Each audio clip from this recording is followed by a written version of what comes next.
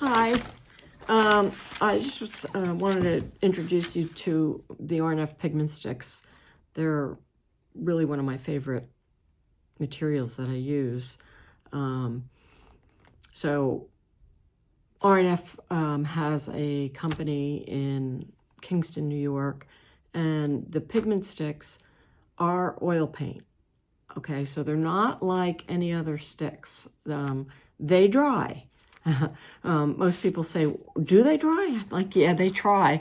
It's going to takes, it matters, you know, what the pigment is, how thick you put it on, the weather, all that other stuff, but they act like oil paint. So this is their hand-painted chart. You can call them and they'll, you can buy it. I don't know how much it is at this point, but it's really nice because it shows you all the colors, what's opaque, like this malachite, you can see, and then what's transparent, like this beautiful cobalt teal. So you can really see that on the chart.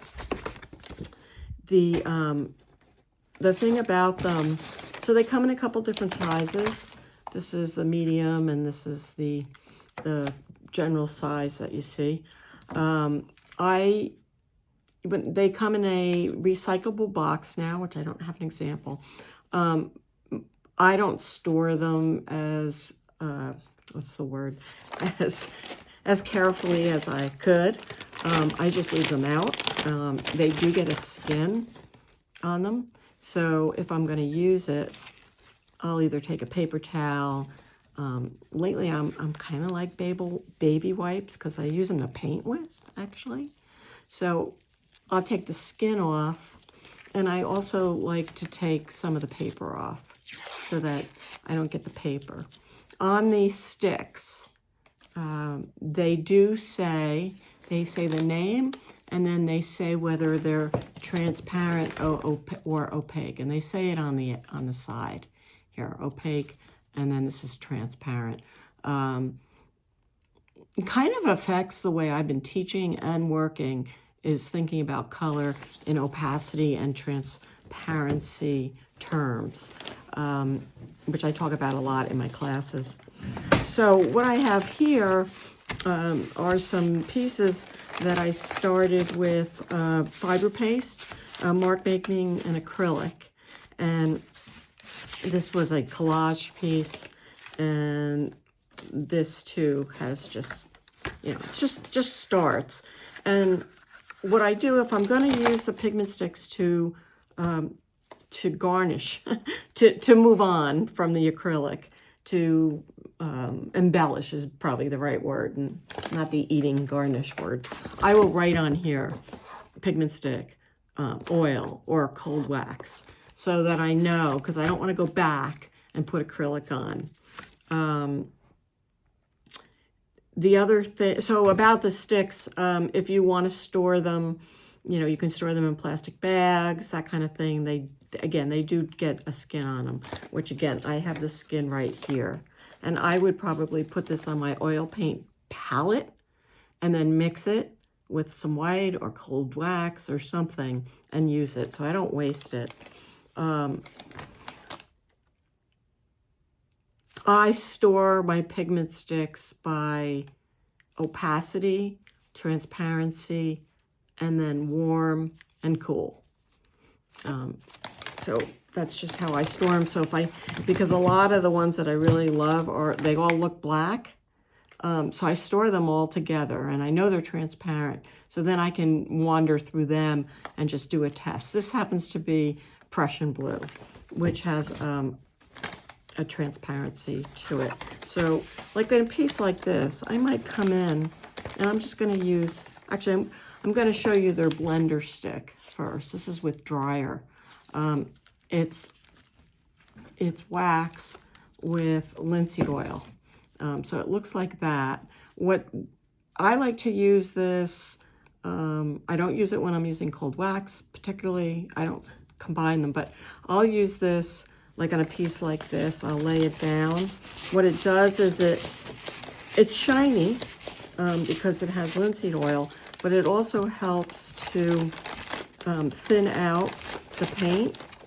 So again, I'm using this, just the skin I took off. And you can see that if I wipe it in, and this is another nice, good tool, the bowl scraper, I can just kind of roll it around and, you know, get the paint to move a bit if I want to use more.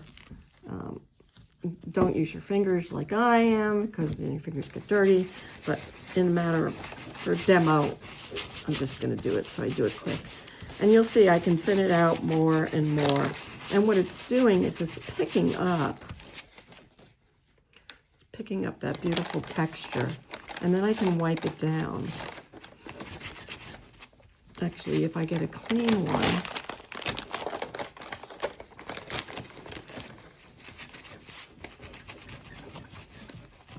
so I can just wipe this down, and now I've got this rich blue happening here. And then, so that might be like my first layer. And let's say I want to put, this is alizarin orange. This is another transparent color down. So I could lay that down like that and leave it, or I could also rub it in, which is my tendency with these pieces, is to go thin first. And when you're using transparents, you usually get this beautiful, you know, the color will change because that alizarin orange has some yellow in it, and it's on the blue. Now I've got green. So working with transparent colors is really fun, and my suggestion is to just play a little bit with just some transparent colors. This is quinacridone magenta. You can see it's pretty dry. I'm just going to break it here. And I'm going to put a little on here. You can see it reads dark. But if I use my blender stick, I can then rub that in and again, pull it around, and maybe I'll get some purple or some interesting sort of a brown over there. So it's a beautiful way, and make sure you get the corners when you're working on paper. It's a beautiful way to get a beautiful luminescent to the piece. And the way you could really, which would really make it sing, is if I just take this crazy pink. Now, I don't know if I would keep this or not, but just for demo purposes, so I did a transparency, and you see how I've got this black mark here? I'm just going to follow that a little bit. And they do tend to shed if you don't like those pieces. You can pull them off like that, and I would put that on my palette over there.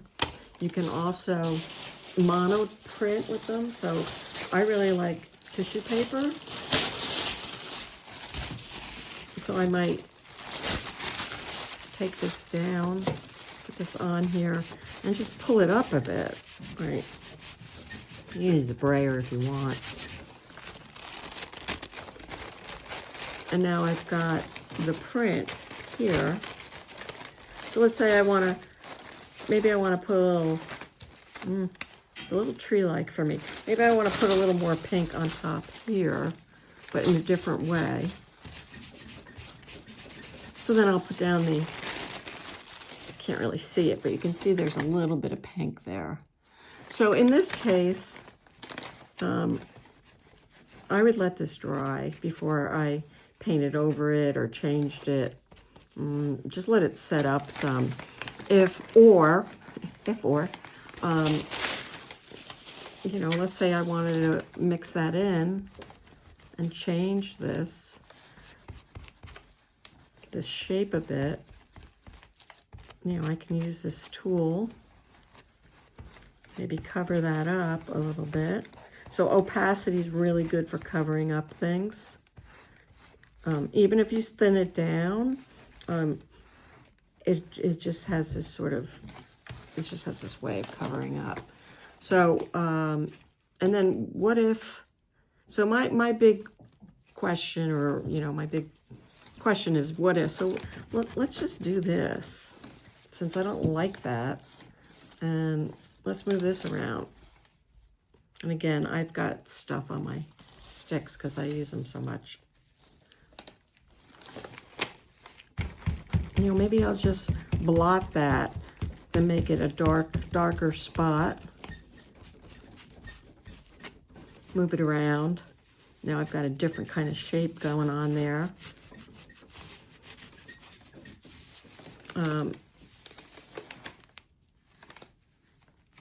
Yeah, so that's just a really nice beginning way to sort of play with them. Transparency and opacity. So, yeah, so in the beginning with this, with the 100 Works class that I teach, we do this, you know, let's just, this is acrylic. Now let's see what happens, what we can do with these. And again, this is alizarin orange. I'm just going to put it down. I'm going to take my clean. You want to keep everything clean. You know, your hands clean. Otherwise, you're going to get a big mess. And I'm just going to, I didn't put anything on here. I didn't put any blender stick on it. I am going to talk about cold wax, but if you have blender stick, you might want to play with it for a little bit, because it's just a really nice way to keep solvent out of your studio if you want to use these. The pigment sticks are have so many ways you can use them for monotyping, as addition to oil paint,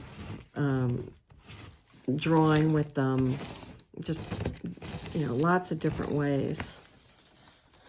So again, I have this transparent over the blue, and again, I'm just going to let it sit for a bit, and then I'll come back to it. So I work with multiples, and when you start working with these, you want to do that, because I love to work wet and wet, but if you're not used to working wet and wet, you know, you might, you know, it's a little bit harder to control.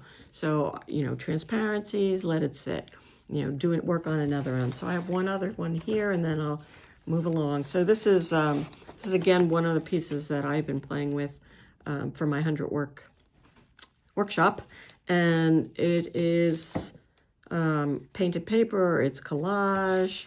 It's 2 pieces put together. I've got this beautiful line here. I just thought maybe I would see what happens if I come in here and extend this line with a little pigment stick.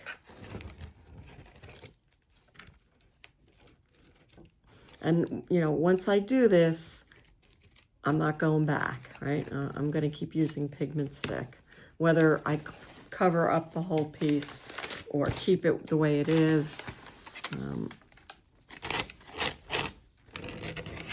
You know, I scrape through it, and just, it's kind of like making, you know, it creates a lot of depth when you put an opaque color on top of a transparent base. So that's one way. And again, this would only be one layer. My next move would probably be to go in with a black, some kind of drawing material, which of course I don't have. Oh, well, I'm going to use the Sharpie, but, you know, I might go through and extend that line a bit and have it come out this way. So kind of weaving linear elements through. Of course, I'm going to ruin my Sharpie that way, but just to show you that. Okay, just a little something for you. Thanks. Bye.